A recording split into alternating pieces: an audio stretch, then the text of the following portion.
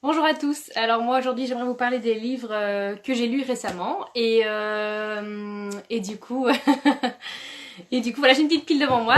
Voilà je suis cosy chez moi. Je me suis habillée quand même. Hein. J'ai mis une petite bougie derrière moi et voilà. Je vais commencer par c'est un vieux livre mais enfin un vieux livre non c'est juste que je l'ai relu il y a pas si longtemps. Je l'avais depuis longtemps dans ma bibliothèque. Il s'appelle Ceux qui marchent dans les villes. Circonstances. Jean-François Doven. Donc voilà, c'est vraiment super. Alors en fait, c'est un livre qui se passe dans toutes les villes d'Europe.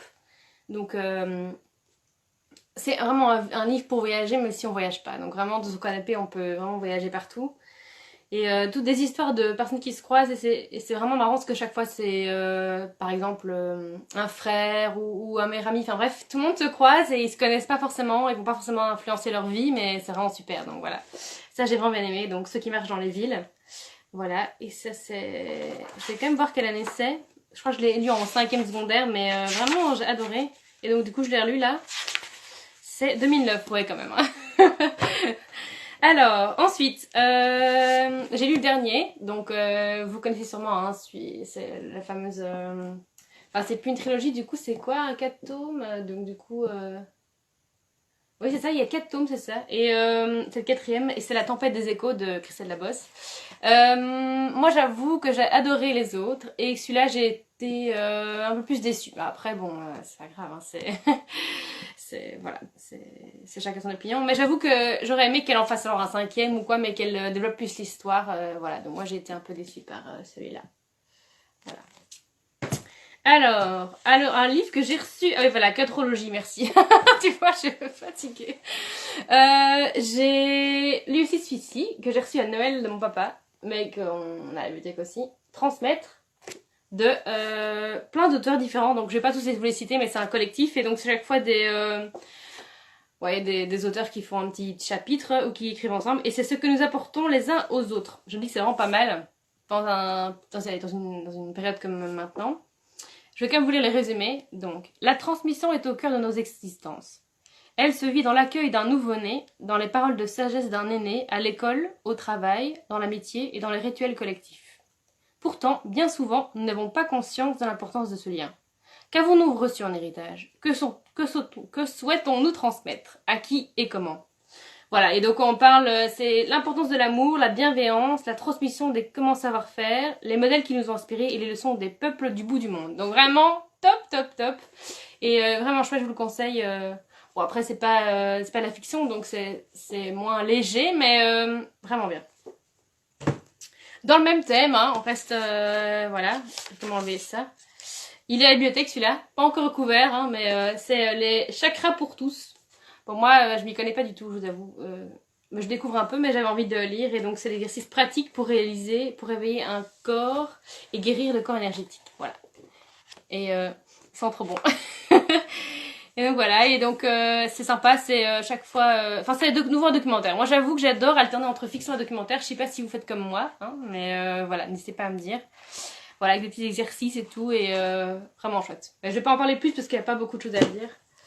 Alors, Jay Asher. Celui-là, je sais pas si vous connaissez cet auteur, il a joué...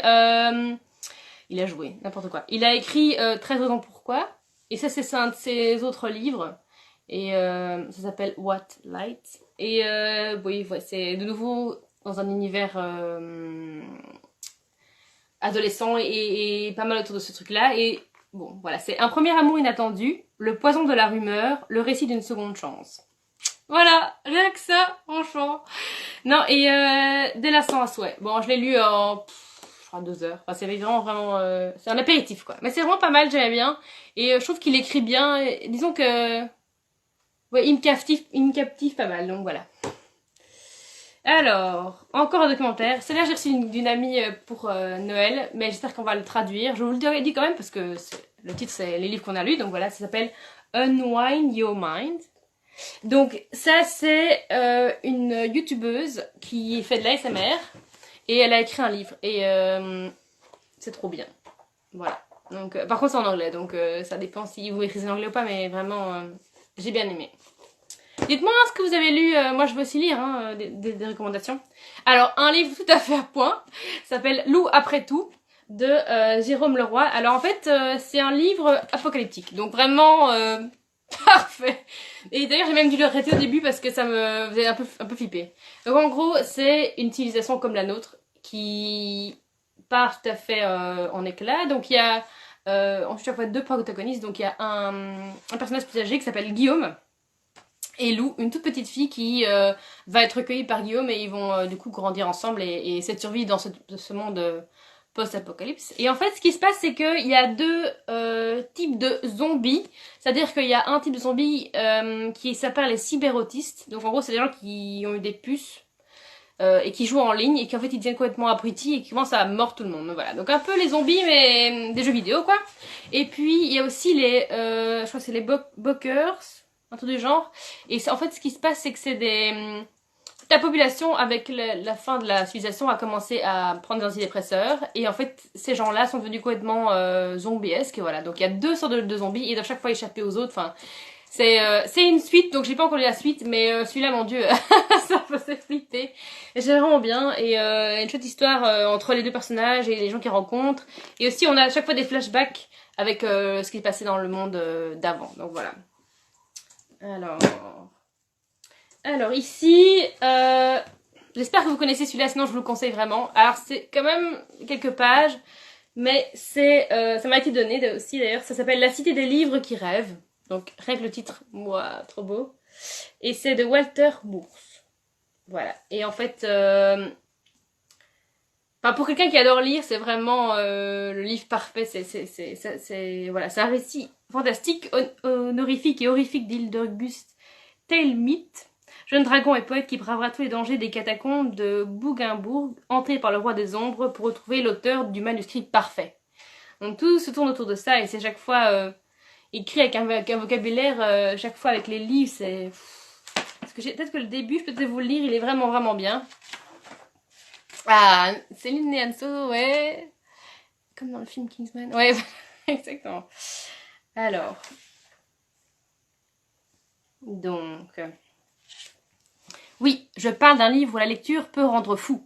Où les livres risquent de blesser, d'empoisonner et même de tuer. Seul celui qui est prêt à accepter le risque de me lire et à mettre sa vie en jeu pour avoir sa part de mon histoire doit me suivre jusqu'au prochain paragraphe.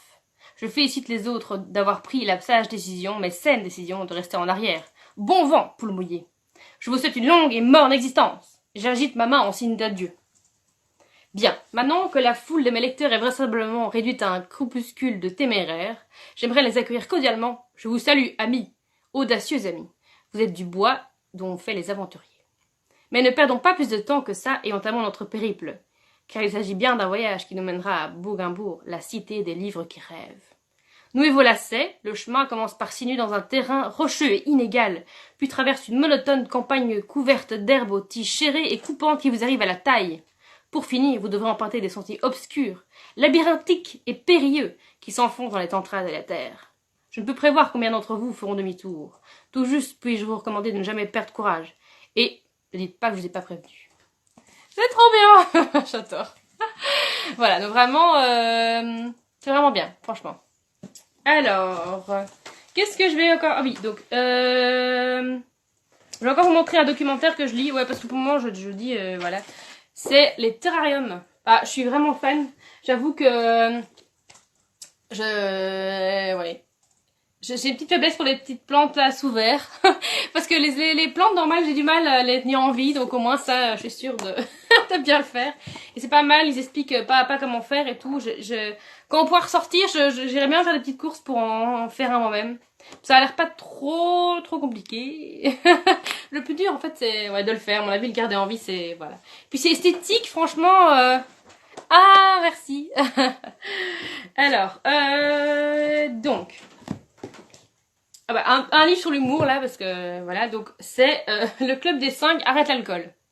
Voilà, c'est trop bien. C'est évidemment pas l'auteur de base qui l'a écrit, c'est repris et c'est Claude François, Mick, Annie et Dagobert ont bien grandi. Tout est allé de mal en pis. Ils avaient l'impression de s'être trahis. Après tout, le temps de la folle vie à l'étudiante est résolu. Ce genre d'absurdité doit cesser. Le club des 5 est résolu à tenir sa promesse pour la nouvelle année, un mois entier sans alcool. Mais comment vont-ils y arriver? Voilà, bon, c'est vraiment du délire total, mais c'est sympa. Franchement, ça se lit vite et assez illustré comme certains des clubs des 5 que moi j'avais quand j'étais jeune et trop marrant. Trop marrant. Voilà. Aussi à la bibliothèque, hein, les gars. Alors, ici, je peux te voir. Donc, c'est un livre pour ados plus, mais moi j'aime bien, j'aime vraiment bien comment c'est écrit. Alors, je vais quand même vous lire ce qu'ils disent ici tout en bas. C'est assez marrant. Ils ont vraiment mis plein de choses. Ils ont dit un thriller haletant, inspiré de faits réels, dans lequel Karina Rosenfeld jongle habilement entre récits fantastiques, courses-poursuites et univers de comics. Alors là, elle a fait un milkshake. Franchement, il y a de tout. Mais vraiment, c'est super. C'est donc en fait un unique survivant d'un accident mortel pour toute sa famille. Et donc en fait Maxime, le héros principal, se réveille après un long coma. Et il y a un inconnu qui le rassure et qui essaye de lui montrer qu'il a des pouvoirs, etc. Et finalement il se rend compte que ce mec est pas aussi gentil qu'il paraît l'être. Et alors du coup c'est toute une course poursuite parce qu'ils ont chacun, donc et Maxime et ce gars qui le poursuit, ont les mêmes pouvoirs. Donc ça c'est vraiment une bataille. Donc voilà. Et voilà. Et vraiment top, top, top. Moi j'ai vraiment bien aimé. Donc voilà. Et je crois, je ne sais pas dire, mais je crois peut-être qu'il y aura une suite, donc à suivre, parce que vraiment c'est pas mal. Voilà. J'ai aimé la couverture aussi. Voilà. Fait un peu Sense8, c'est pas mal. Alors, oui, j'ai adoré. Donc, je vais vous montrer parce que j'ai pas tous les livres avec, puisque j'ai déjà rendu une partie. Donc, ici, voilà, ça c'est un des tomes, c'est le tome 1. Donc, en fait, il y a une série que je suis, que j'adore, de Cassandra Clare. Et en fait, elle a fait donc les instruments mortels. Donc ça c'est, il y en a 6 des livres. Mais elle entre-temps elle en a écrit 3 qui sont avant, donc Origine. Donc ça c'est Origine 1.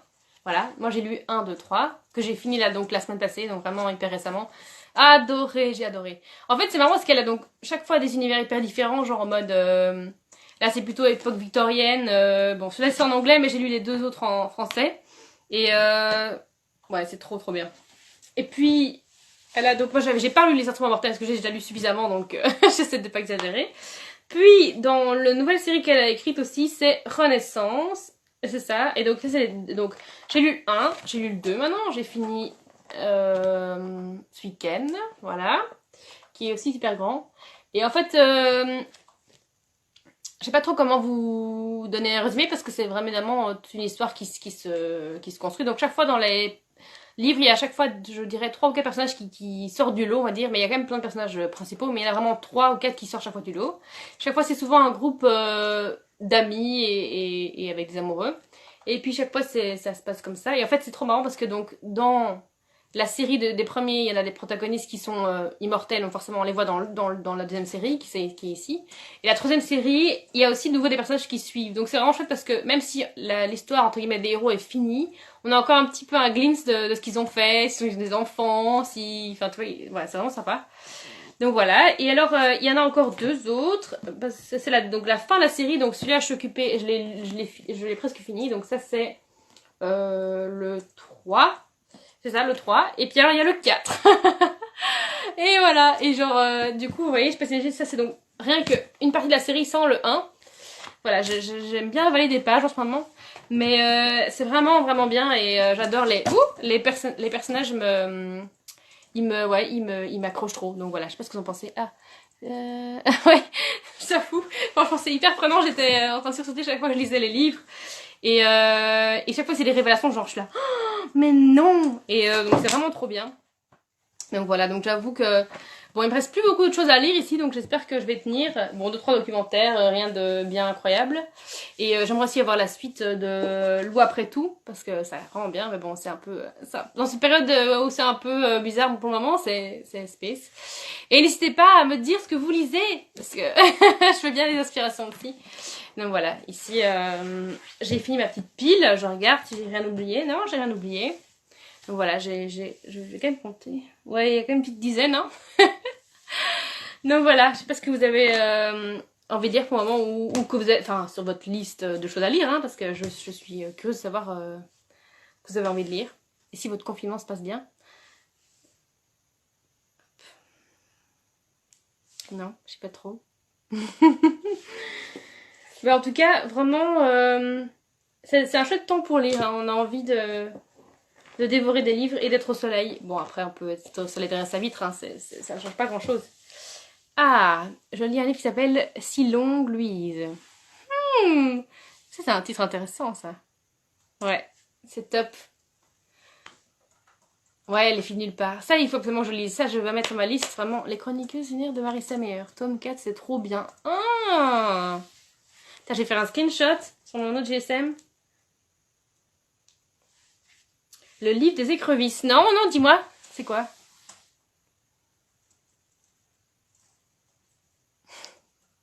Trop bien.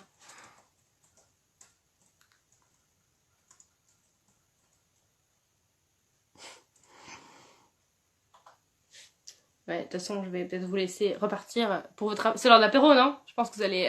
non, j'exagère. Mais moi, à part l'apéro, c'est un petit jus de citron pour les défenses. Je suis étonnée, j'ai même pas toussé pendant cette vidéo, donc... tu sais, c'est que je sais plus... Oh, trop bien. Ah, c'est génial. Bon, les gars, j'ai plein d'idées de lecture maintenant. Et merci beaucoup d'avoir été avec moi. Ça m'a fait fort plaisir. J'espère que ça vous a plu pour ma petite bouille. Je me suis habillée pour l'occasion. Et voilà, je vous fais plein de gros bisous.